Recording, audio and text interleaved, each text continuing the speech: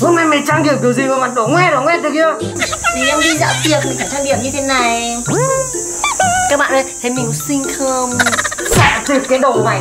Tao đã bảo mày là phải đi ra dụ dỗ con lợn. Hôm trước nó đánh sực cả động mà mày không thấy nhục à? Anh Hương thấy nhục, nhưng mà em chả thấy nhục gì cả. Nhục em chịu được. Thằng này hôm trước nó bị đánh hỏng đầu rồi hay sao? Mà hôm nay nó thao hóa biến chất thế này. Chưa biết ai biến chất đâu. Không có nhạo nữa. Mang lên lấy bảo hối cho tao. Nhanh lên. Mày còn nhanh lên không?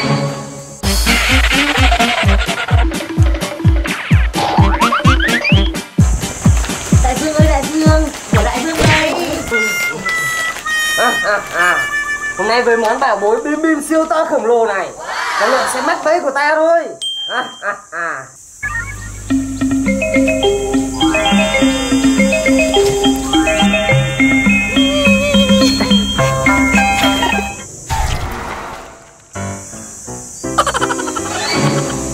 Sao tóc mày lại như này? Như này là như nào? No.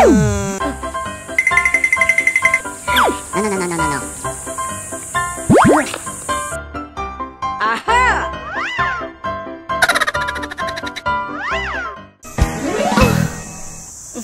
Sao đại vương lỡ làm tan nát trái tim em?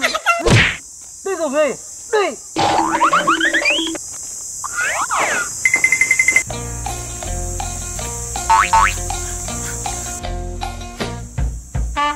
Đã đói rồi. Có mùi đồ ăn ở đâu nhỉ?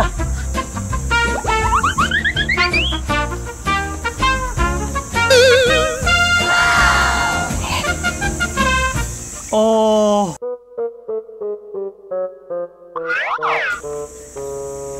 Chào cô nương. Chào trưởng lão. Cô nương có cái gì to to kia chắc là ngon lắm phải không? Có thể cho ta một miếng được không? Ta chỉ có gói bim bim siêu to khổng lồ này thôi. Ăn cực ngon nhá. Trưởng lão mà thích thì đi với ta.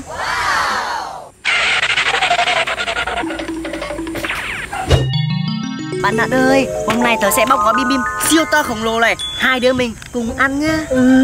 Thích quá. Wow.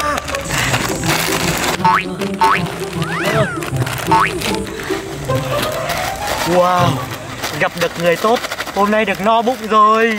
Wow, đỡ một gói, đỡ một gói, hai đứa mình cùng ăn nhá. Bóc ăn đi.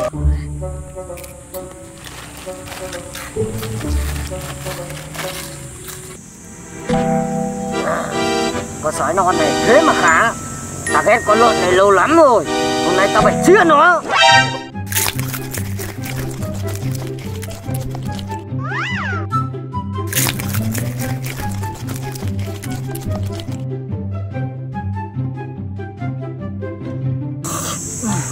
Chúng là ăn ngon đấy. Mình chỉ đang đợi. No quá. À, ăn no rồi. Hay là bọn mình đi chơi thể thao đi. Chơi thể thao á? Chơi gì? Đây nè. Chơi bóng rổ nhá.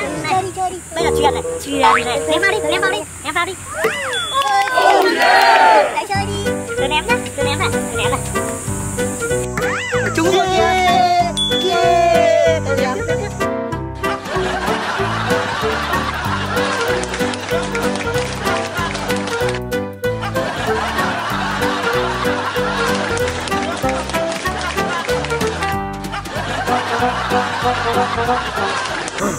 Con sói non này không biết làm cái gì cả. Ta phải dám bắt con lợn kia thôi.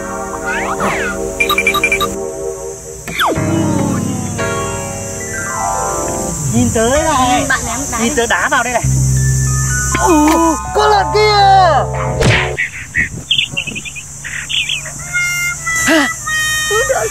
Yêu tinh chó. Để tớ bảo vệ bạn. Con lợn kia dám ném bóng vào đầu ta. Hãy xem lão chư đây.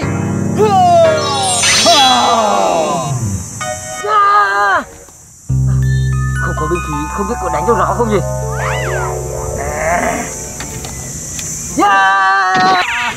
Được đấy.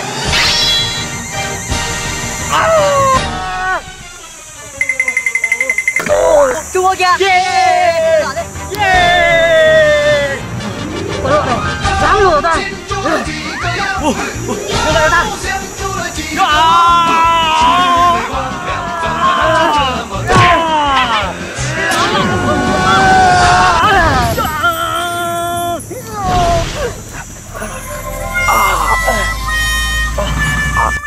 Đại vương.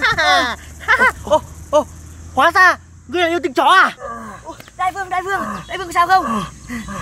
Ta là yêu tinh chó, nhưng chúng ta vẫn là bạn nhá. Đại vương.